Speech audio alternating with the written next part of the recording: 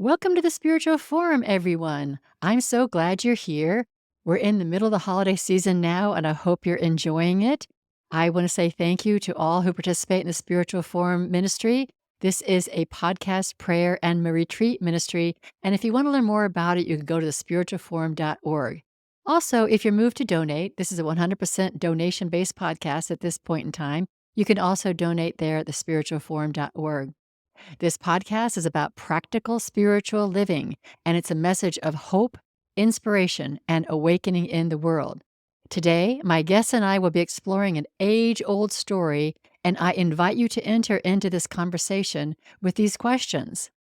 Am I being called by the divine to step into a new way of life? Is there some aspect of myself that keeps me bound or unfree that I'm ready to leave behind? And is there a person in my life who I need to unbind so that they could freely step into a new way of life? My guest, Reverend James Martin, and I will be exploring this and more during this podcast. Let me introduce him now. Reverend James Martin is a Jesuit priest, editor at large of American Magazine, consultor at the Vatican's Dicastery of Communication, and author of 3 New York Times bestsellers. I'll have links to those bestsellers in the show notes. Father Martin is a frequent commentator on national and international media. He's appeared on all the major networks and outlets like the Colbert Report, NPR's Fresh Air, the New York Times, and the Wall Street Journal. In his latest book, Come Forth, he examines one of the most intriguing events in the New Testament, the story of Jesus raising Lazarus from the dead, and he explains its significance for us today. Welcome, Jim.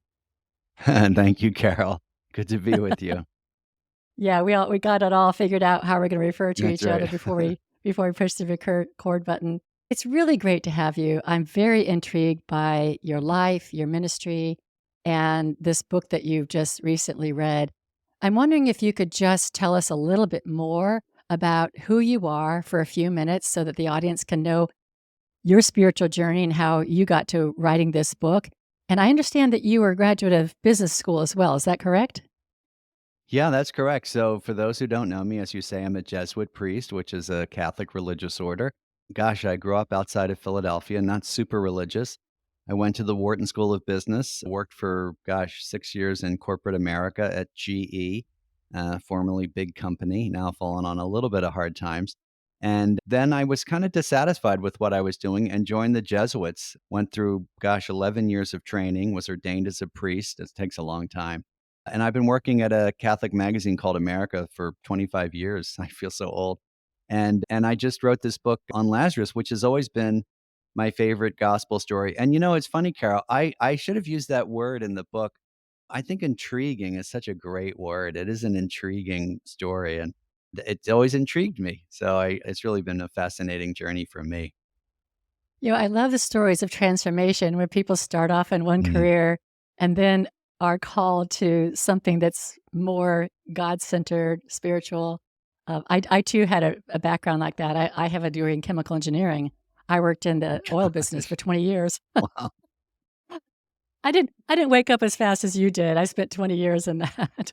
No, it took me a long time. I mean, it took me 6 years, and it is funny though because, some people I'm sure you run into people like this. They think that were born a minister, or a pastor, like you came out of the womb, talking about Jesus. And I said it took me a while, and I had a life, I had a real life. I had bosses, and I had, bills to pay and a salary and all that. And I think most of us in the ministry these days have had that kind of life, but people sometimes think that you know nothing about quote unquote the real world, which always kind of makes me smile. Yeah, it is kind of a funny thing. I think the experience of the quote real world really informs one as a minister. And also it also kind of pushes you into a more meaningful life, I think. I know Yeah, personally and I had also no idea whatsoever. I also think it helps you understand, the way that most people live. They go to work, they get a salary, and also I go to work too. And I also laugh. Sometimes people say, "Well, the real world," and I said, well, my my world is pretty real too. So it's everybody's world is pretty real to them. So, but it is funny. I think it gives you a better sense of just the way that people live their lives. And I think for me, it was important to have a life where I went to work and had responsibilities and things like that. And again, I work pretty hard today too, so it was good training all around. Yeah, it's just a different kind of work. I'm Mhm. really interested in just kinda jumping into your book. I don't want to lose sight of some really important elements of your ministry, so perhaps I'll cover that in the end. But before we start in talking about Lazarus, do you have any just kind of bottom line succinct message that you have for people? Yeah, thanks for asking that. So the book is Come Forth, The Promise of Jesus' Greatest Miracle. It is a deep dive into the story of the raising of Lazarus, which I'm sure a lot of your readers know from the Gospel of John, often called Jesus' greatest miracle. And the sort of takeaway from the book is that God calls each of us into new life in different ways in our lives, and to leave behind in our tombs, our kind of metaphorical tombs, anything that keeps us bound or unfree or stuck. And so the book is an examination and a deep dive into the story from a biblical point of view, looking at it, line by line sometimes and looking at what biblical scholars say, but a spiritual point of view, what does this have to say to our lives today? A cultural point of view, I look at Lazarus through kind of art and culture, and even a little bit of a travelogue because I take people to current day Bethany, where you can visit Lazarus's tomb. People are often surprised to find that out. So it's all those 4 things kinda wrapped up together, but really the takeaway from the book is God calls each of us in different ways into new life, and I show how that's possible and how to respond to that in the book. Yeah, it's a really uplifting message. Would you Thanks. just really briefly tell the story of Lazarus? Because I have a real broad range of listeners. Not everyone is Christian, not everyone is familiar with the story, but everyone's kind of on the path to awakening to, their truth. So could you really succinctly tell us that story? I'm happy to. So for those who don't know, it comes in the Gospel of John, one of the 4 Gospels, and it comes halfway through John's Gospel, and 2 friends of Jesus named Martha and Mary, who live in a town called Bethany right outside of Jerusalem, which is, again, still there, send word to Jesus that their brother is ill, and they call him He Whom You Love. Very beautiful. He whom you love is ill. Jesus is across the Jordan River because he's been threatened with stoning, and he waits a couple days very sort of mysteriously, finally comes up to Bethany. The sisters both meet him and say pretty strongly, "If you had been here, our brother would not have died." Jesus said, "Where have you laid him?" They say, "Come and see," which is very interesting. The first words that Jesus says to his disciples in the Gospel of John. Now they're saying it to him, "Come and see." He goes to the tomb. There's a big crowd there. He weeps. I go into reasons why people think he's weeping, not just sadness. And then he says, "Take away the stone." So remember, Lazarus has been dead for 4 days by this point. And Jesus stands at the tomb and prays first, and then says, "Lazarus, come forth," or "Lazarus, come out," which is more literal. And Lazarus comes out in his grave clothes, and he says, "Unbind him and let him go." And so, he's restoring his friend and the brother of his friends, Martha and Mary, to life. It is there are 3 times when Jesus raises people from the dead. The other 2 are sort of not as kind of dramatic, I think, because the person hasn't been in the tomb for 4 days. And so, again, Jesus' greatest miracle. So I do a real deep dive into this story and say, where does it come from? Can we believe it? Who are these people and what does it mean for us today? As you were telling the story of Mary and Martha, and I think about, gosh, how frustrated they just must have been. Oh, yeah. I think about Oh, how the yeah. times I said, if only this, then that, Yeah. and how we can use that to kind of beat ourselves up for not acting quickly enough or not acting appropriately. If only, then that. And I think it's a really interesting lesson in just kind of trusting spirit and all things will work out. And then as you're speaking, I don't know if you can see this, but this is my water bottle. Oh my gosh, come and see. That's great. That's really great. Well, I'll tell you, Carol, I didn't realize I'm sure you have this experience too. You read these stories 100, maybe 1,000 times, and something jumps out at you, even the Lazarus story. And it wasn't until I started to do my research that to sort of go back a little bit, at the very beginning of John's gospel, he meets Andrew and Peter and the disciples say to him, this is before, this is just before he's calling them. They say, "Where do you stay?" And he says, "Come and see." Which is this great invitation, which is but this is what the sisters Martha and Mary say to Jesus in the Lazarus story, which I didn't really realize until I was doing this research. "Where have you laid him?" Meaning where is the tomb? and they say, "Come and see," which is so beautiful. So Jesus at the beginning of the Gospels is saying to the disciples, "Come and see, follow me." And now Martha and Mary saying that to Jesus, "Come and see," and like help us bring someone to life too. It's just I find that the gospel writers obviously inspired by God, I believe. It's just genius. It's just and it's also just, this is the way it happened. I think God's kind of opening up these stories for us and what am I trying to say? Basically, you can read a gospel story, a million times and still get something new out of it. So come and see was that for me.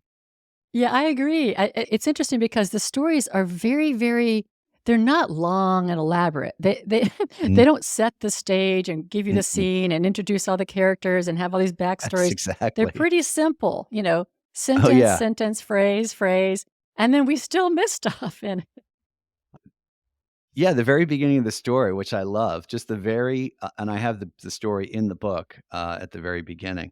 It just starts out, "Now a certain man was ill, Lazarus of Bethany." And you just say, Who?" Like, "Where'd this guy come from?" Right? And there's very little that he's called He Whom You Love, so the sisters obviously knew that Jesus was very close to him, but you don't get any sense of, "Oh, Jesus knew Lazarus from here," because in the Gospels, and this is one of the things I say in the book, the point of view of the gospel writers was we want to, help you to come to believe in Jesus. And so the focus is always relentlessly on Jesus. And they're not really interested in some of the other stuff that we would be interested in, like who is this guy and how did they know him and what happened afterwards? And I just find that really kind of charming. It's like the childhood of Jesus. We know very little about that. There's a couple incidents.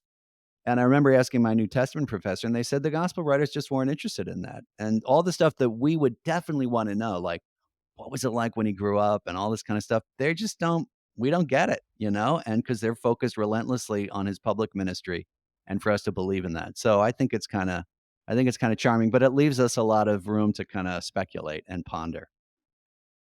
Yeah, definitely the culture was different and what they were interested in. They were not making big Yes. motion pictures like we do today. Yeah, well, it's not a biography. And also, as a number of people have said, there weren't reporters taking notes. Right? So this is passed down through oral culture first until it was written down in the gospel. So first came the oral tradition, which I find fascinating too, which is why there's sometimes discrepancy between, different stories in the gospels. It's not surprising it's passed down in a different way. But I find I talk a lot about the construction of the gospels and the editing of the gospels in the book because I find it endlessly fascinating. Mhm. I agree. I agree. Now, I'm a unity minister, and I don't know if you know anything about unity, but I look at the Bible historically, but we also look at it metaphysically, metaphorically. That's one of the things I loved about your book is you walk us through the Holy Land. You walk us through the historicity of the Gospels and this particular story, and then we go into what does it mean for us today? Like, who are we in this story? And I think that's the biggest takeaway for people. The miracle is, fantastic. And I think it really got Jesus into trouble. But then there's also how does this pertain to my life? Because I think a lot of people don't identify with Bible stories because these are people a long time ago, and we don't even know if it's real, and all the things that people put forth as arguments why we shouldn't pay attention to it. But ultimately, I think these stories do help us live our lives too.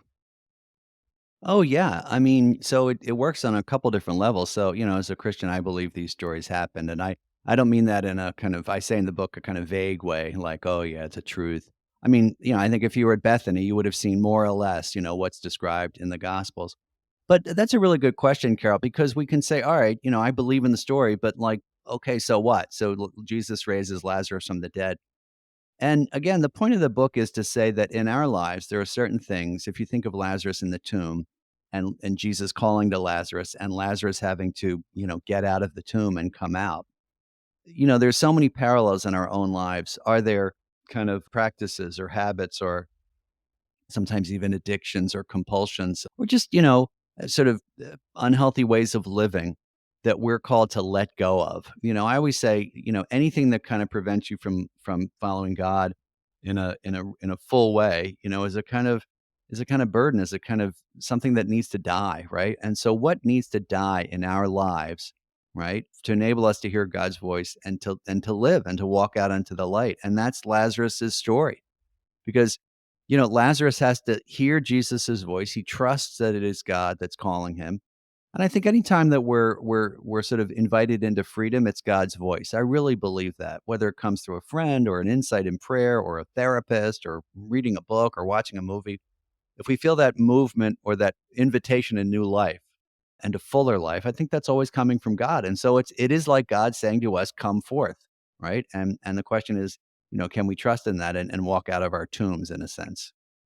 Yeah, the tomb is kinda interesting as a metaphor, and I think about Mm, just like, what is it like when I am in a deep, deep, deep, deep slumber and somebody tries to wake me up?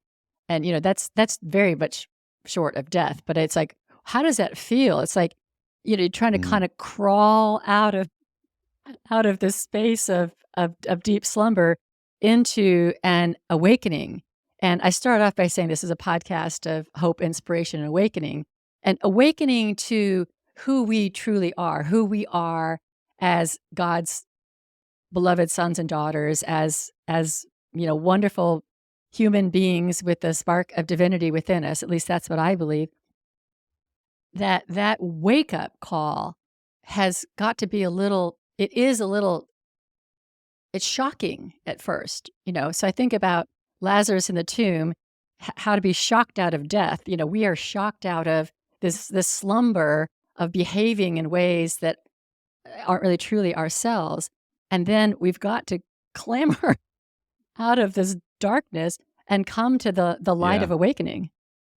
No, it's a great way of saying it. Yeah, I've never thought about it that way. And it's funny, after you write a book, you have all these insights from people who tell you things. And I think I could have used that as an example, like when people are waking you up, like literally waking you up. Or, something we all deal with is how do we get woken up out of a funk? If we're in a lousy mood and we just, those experiences just feel mopey and grumpy and nothing's going right. And you need a bit of a shock sometimes to wake you. By the same token, sometimes it can be very gentle. Someone can wake you up in a very gentle way, and it can be very slow and very kind of quiet. But the key is to kind of respond and to say that this is God calling me into new life. But you're right. The other thing about coming out of the tomb, you were reminding me, is that a lot of times we need help from other people. And in the gospel story, there are two lines that always I find fascinating. One is Jesus stands at the tomb, which is covered by a stone, and he says, "Take away the stone," in the gospel story. Now, why is he Jesus could have, the guy could have just appeared or Jesus could have snapped his fingers or whatever. And then he says at the end, "Untie him and let him go," right? Unbind him. He's still in his grave clothes. And you think, now why couldn't Lazarus have just come out, whatever, fully clothed or naked or wearing some sort of like, I don't know, like a robe or something? And I think it's because it's a reminder from Jesus that the people, the crowd has to participate. And so we're called to participate in the freeing of other people, right? And other people help us to be free, right? So even if, Carol, like you wake out of your slumber or you sort of in a sense are sort of understanding where you need to move, people need to help you. You still need help and we need to help other people. So it's also about helping other people out of their tombs and letting go of their grave cloths as well. Yeah, I love that. So it's a whole community that's part of the awakening Yeah. process, yeah. And a lot of people Yeah. resist that awakening. They want to stay in their slumber. They Sure. want to stay in their dark places, and Yeah. I even think about the times when I'm mad, and there's Oh, something yeah. that feels I good know. about being mad, and do not tell me not to be mad. I wanna stay mad for a while, and that's like, I wanna stay No, entombed.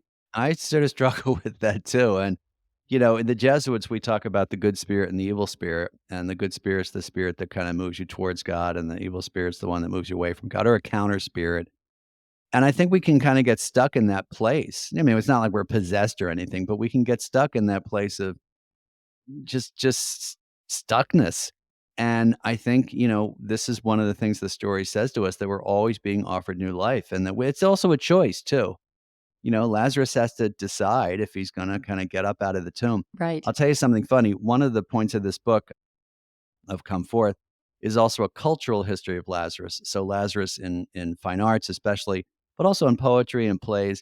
And one of the themes, Carol, which is really funny, which I found fascinating in a lot of the plays and a lot of the poetry, is that Lazarus doesn't wanna come back Ye because he's happy where he is. right. He's, he's in heaven or whatever, and it's just, "Why did you bring me back?" Why into this kind of, sort of like mixed up life, and I think a lot of us are like that. We don't wanna come out of the tomb. It's easier for us to stay, and as I say in the book, death feels like life and life feels like death. I mean, we're comfortable in our kinda stuckness, but God is always look, the thing is God's always inviting us. God's always saying, "Come forth" to us every moment of the day. I think that's the biggest takeaway, that this come forth message is always coming through us. Come forth. May your best self come forth. Who can I be in this situation? What can I bring forth in this situation that mirrors God, that mirrors the divine, that mirrors the best of me? What is hidden within me? I think about that too. What is hidden with me? So many of us keep our best selves hidden. We're afraid of success. We're afraid to speak. We're afraid to be the powerful person that we are, and so we keep parts of ourselves kind of hidden.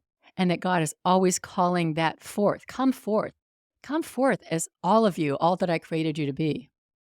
Absolutely, and, it's funny you should say that because I was thinking it's kind of a two-pronged process. One is, as you say, every moment of the day. I really do think, and in Jesuit spirituality, it's finding God in all things, which means in all places and all events and all people. So, yeah, every moment of the day, every interaction is really an invitation to, as you say, come forth. And then there's kind of like long-term things, right? The long-term things, like, for example, if let's just say you're always like a sarcastic person or something, or you have a quick tongue and you realize you have to let go of that because you've hurt somebody or someone's told you like, "Hey, that's really mean." And it's a long process because you've been a sarcastic person or a quick-tongued person for years and years and years, maybe for decades, and that takes a long time. So it's kind of both and. It's the moment to moment stuff that you're talking about, and it's also long-term stuff, that God is asking you to leave behind in the tomb. So, but you're right. It's the constant, the constant refrain of Jesus is life, and his other constant refrain is fear not. And you're right. It's nothing to be afraid of. It's something to really welcome. Yeah, I know in your book you talk about how when somebody does choose to change, that people tend to want to keep them in in the place that they've known them to be. So, the example you Yeah. use, if you're a sarcastic person, if you kinda have a bitter tongue, or if you're unhappy all the time, whatever it is, and when that person answers the call to change and to leave that behind and to step into a new life, that the people around them often want to keep them boxed into the way they were. Yeah, and I think the best way to understand this, which again I probably should have put in the book, is if you've known someone all your life as like well, gosh, from like elementary school or college or whatever. I'm talking to those of us who are older, maybe to younger audiences with someone that you might have known in grammar school or elementary school. And then you see them a couple years later and they're different. Maybe they're more confident, they're more adult, they're more at peace, they're more relaxed, they're more chill about stuff. They don't let things, whatever happens. It's kind of hard for people to accept them like that. Like, this is an adult who has changed. We tend to be uncomfortable with change. We tend to, have a hard time interacting with the person in a different way. And so it's allowing that person to come out, right, and come forth and as you say, be their best self, be their true self, be who they are. And that's a gift, and in other words, it's a gift to allow that person to be who they are. And, as Jesus says in the story, which is so beautiful, unbind him or unbind her and let her go. Let her go free. Like, let her be, which again, I should have put in the book. I'm just realizing this You're gonna have to write now. another one. Let, I have to write another one. Let her be who she is. Let her go free. I just realized that I should have put that in the book. But yeah, that's the idea. Like, let her go free. Let your new friend go free and not let go of them, but let them be who they are. Yeah, and I think that all of these thinking about other things to put in your book, what I think it really shows is that you are encouraging the reader, like me, to find my own interpretation as I'm listening and reading your story. And so I come up with this idea or that idea. And so you're doing great work allowing my mind and Oh, my heart to thanks. open and come up with other Thanks. scenarios.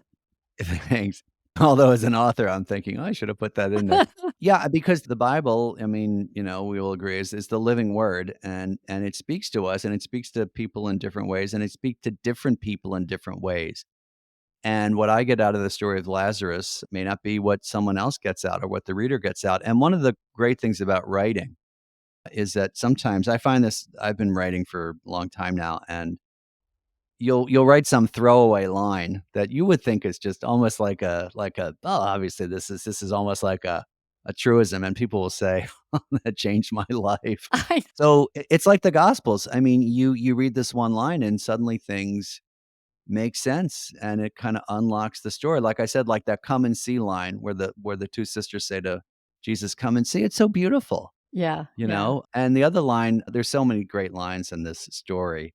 The other line I focus on a lot is Martha and Mary saying word for word the same thing, "Lord, if you had been here, my brother would not have died." I mean, that is usually it is presented in preaching as this is their profession of faith, which is true. I mean, they believe that.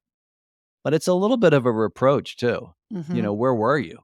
And how many times have we all said to God, "Where were you?" mhm. And they say it to Jesus, bluntly, face to face. So, point being that there are lots of places where the Gospels and the Bible speak to us in very personal ways, which is exactly what they're supposed to do. Yeah, I interpret that as blame, like it's almost like I'm putting this Mm. on you and why weren't you here? And Yeah. that's such a human thing that we do, I just Oh, feel that all the totally. time.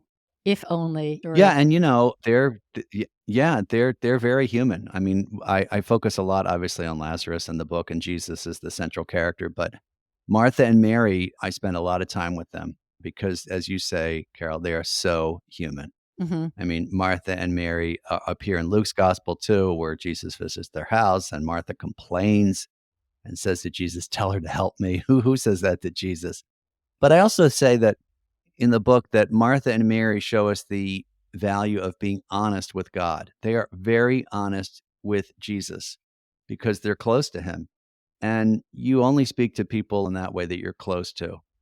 In Luke's gospel, Martha, for those who don't know, Jesus visits their house, and Martha is complaining that Mary isn't doing any work. She's just listening to Jesus. And Martha says to Jesus, "Tell her to help me," which is just extraordinary.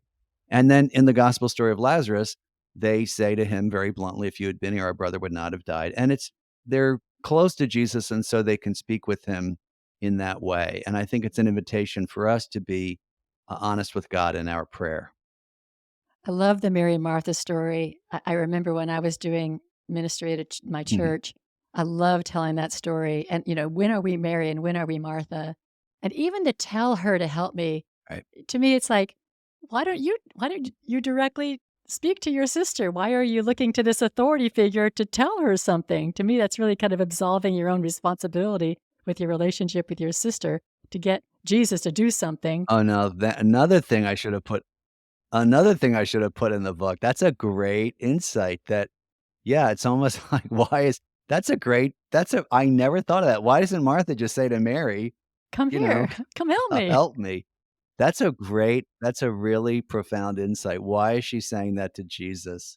But, it's so natural. I mean, It it's so is. natural, like, We in do that that all the time. situation, Yeah. rather than confronting your sister, you go to the other person and say, "Tell her to help me." I think the other great thing is that the characters of Martha and Mary are the same in Luke's gospel as they are in John's gospel. In one, at least as they're portrayed, Martha is the quote unquote active one. She, is working. And then Martha in John's story, in the story of the raising of Lazarus, rushes out to see Jesus first. So it's kind of cool that their personalities shine through. It is interesting because I look at Mary and Martha as, aspects of the self, and sometimes being Martha and being active is what's Mm. called for, and sometimes being more just sitting at Jesus's feet and listening and just appreciating the divinity of the moment is what's called for. And I think, though, that we often do this, get busy in the kitchen and avoid avoid the miracle that's right before us. Yeah, and that's a great point. I often say that we're called to be both of them. Mhm. And I think in that story of Martha and Mary, it's sort of unfairly people use it to unfairly denigrate active people. Right? So Jesus says to Martha when she complains in Luke's gospel, "Oh, Martha, Martha, you're concerned about so many things." And I'm sure you've heard this, many times. If you're very busy, someone will say, "Oh, Martha, Martha, you're so busy." But, sometimes people have to be busy and sometimes, someone has to do the work. And as you say, but sometimes we do need to be the contemplative one. So we're called to be both Martha and Mary at different times in our lives. Right, I think Mary gets a bad rap because eventually everybody wants to eat, and she's probably preparing all the Totally. food. Exactly. And, so everybody has to the house has to be taken care of and people have to work. You're right, and poor Martha, but boy, what a great person she is, and, one of the things I talk about in the book is that one of the ways that we know that these are real stories is that these characters have names, and they're not just a woman or a woman with a hemorrhage or a man with leprosy or a blind beggar. They're Lazarus, Martha, and Mary, which means New Testament scholars say that they were known to the early church, that these were real characters. And even in those two stories that Martha and Mary appear, their characters shine forth. And we're still talking about them 2,000 years later. Yeah, very simple story, but, just very, very, very meaningful. I'd like to go back to the Lazarus story, and you have a whole chapter on the term "come out." And can you share about "come out"? Yeah, so what Jesus says to Lazarus at the tomb is in Greek. So the Gospels, for those who don't know, are written in Greek. The common language of the day, the lingua franca, is Lazare duro exo, which literally means Lazarus come out. The exo is out. So the word exodus, hodos means road. Exodus is a road out. So exo is out. But I didn't want to call the book Lazarus Come Out because I do a lot of work with LGBT Catholics, lesbian, gay, bisexual, transgender Catholics, and come out has a certain meaning. And I thought if I called the book Come Out, people will think it's about LGBT stuff. So I called it Come Forth, which is an alternate translation, and actually the one that is more meaningful to me. But I talk about coming out for LGBT people as a real important part of their journey, but also for all of us that we're all called to, in a sense, you know, be our best selves, leave behind anything in the tomb again that keeps us bound. So the come out works on two levels. It works obviously for the LGBTQ person, but also for all of us. We're all called to come out of those tombs. But I do say that I told my publisher if I called the book Come Out, people would think it was about something totally different. So it's called Come Forth, which is another way that we can translate those Greek words. I think it's really, really admirable that you are very inclusive of the LGBTQ community because I think a lot of that community has a generalization about Christians and pastors and priests and then being excluded. And I know certainly in Unity, of which I am ordained, we're very inclusive.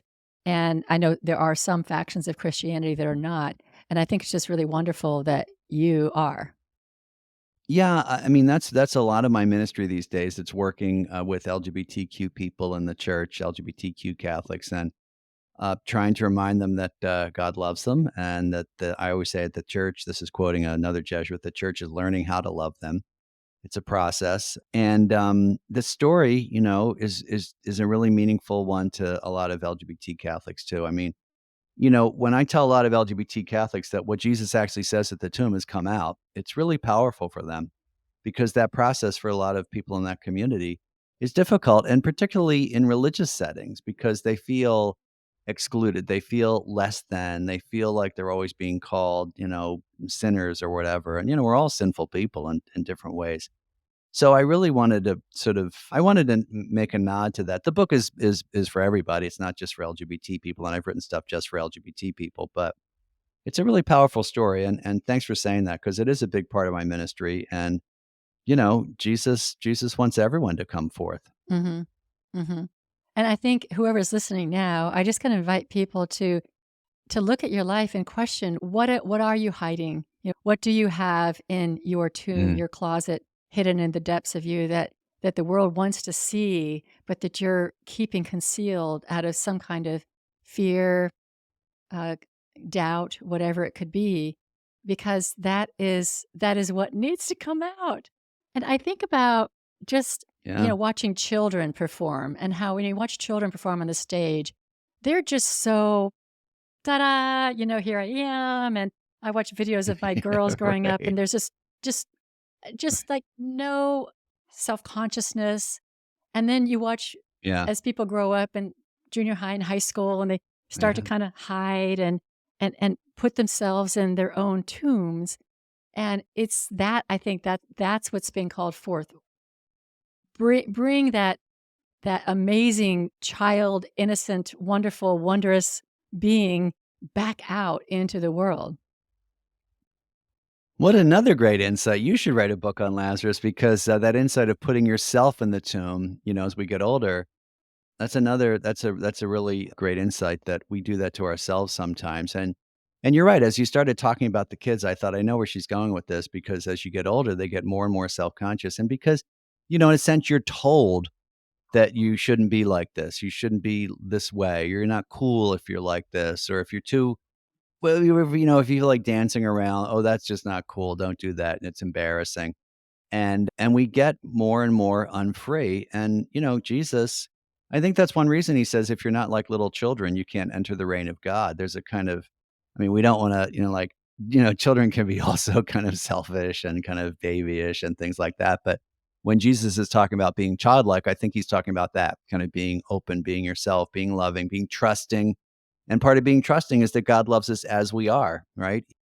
Even in our craziness and even in the places where we think that we need to grow. And Jesus comes to Lazarus, he's dead, I mean, you can't get any more sort of like stuck than that. And that doesn't bother Jesus. He still comes to Lazarus even in his death.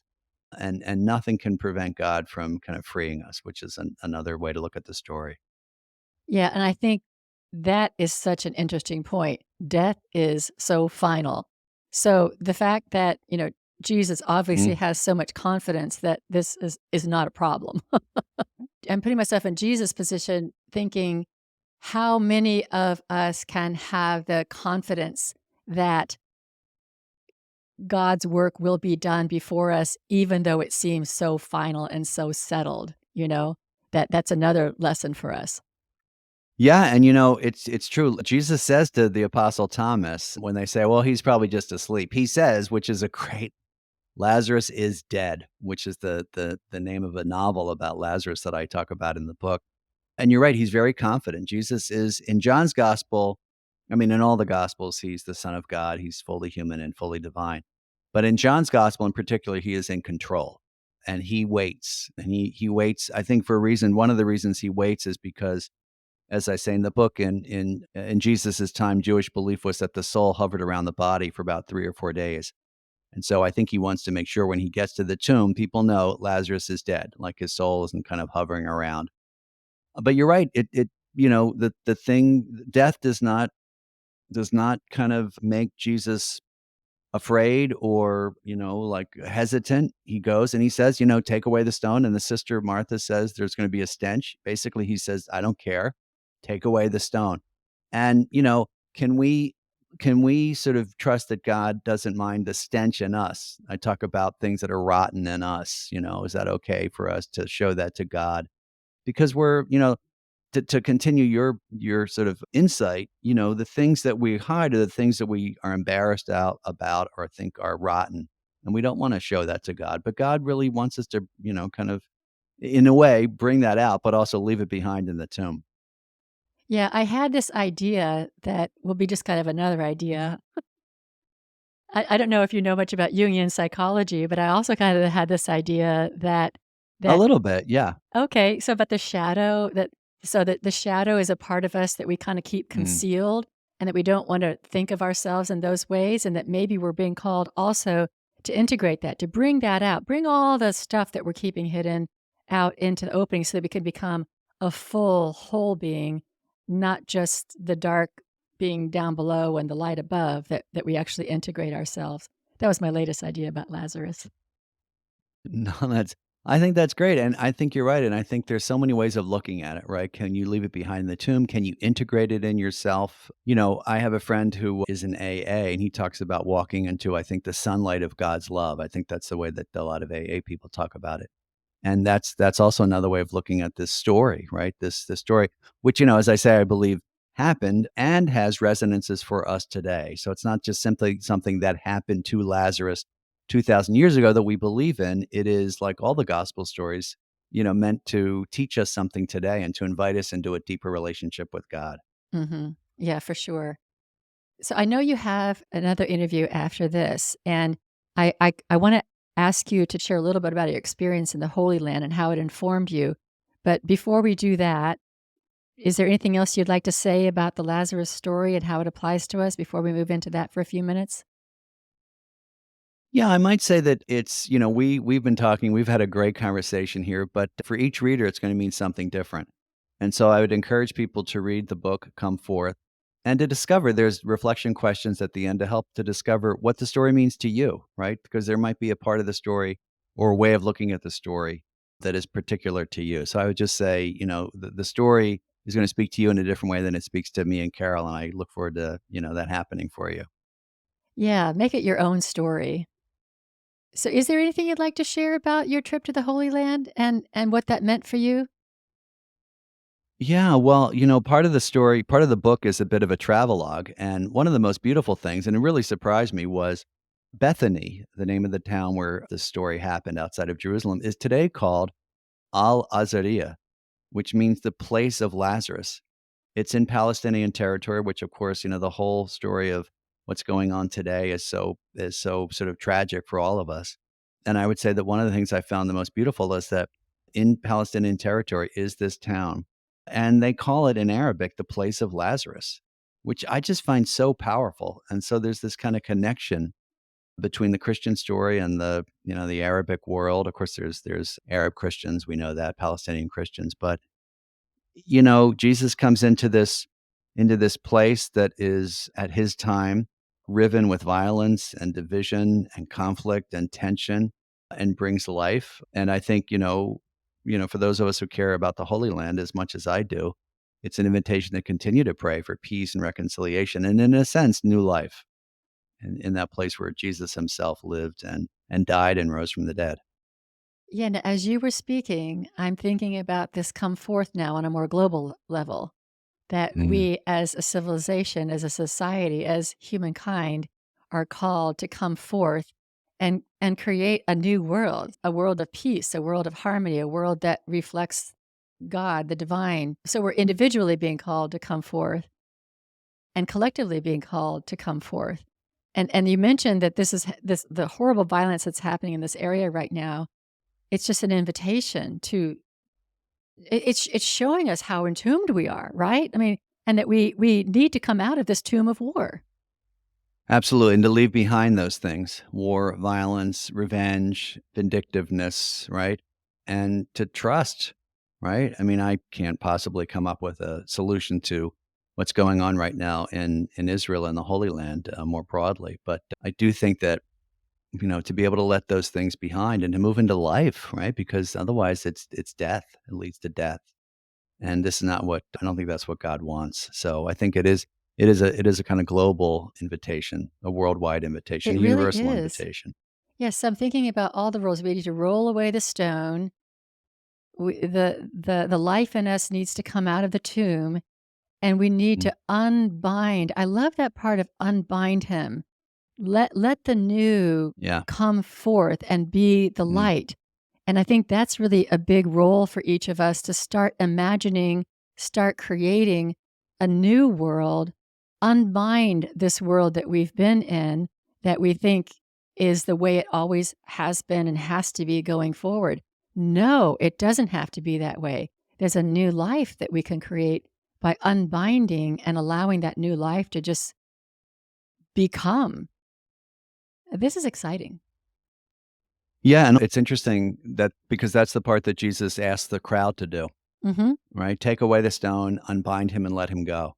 And that unbinding, you're right, is an invitation to the community, right? That God sort of has the invitation, but also asks us to participate.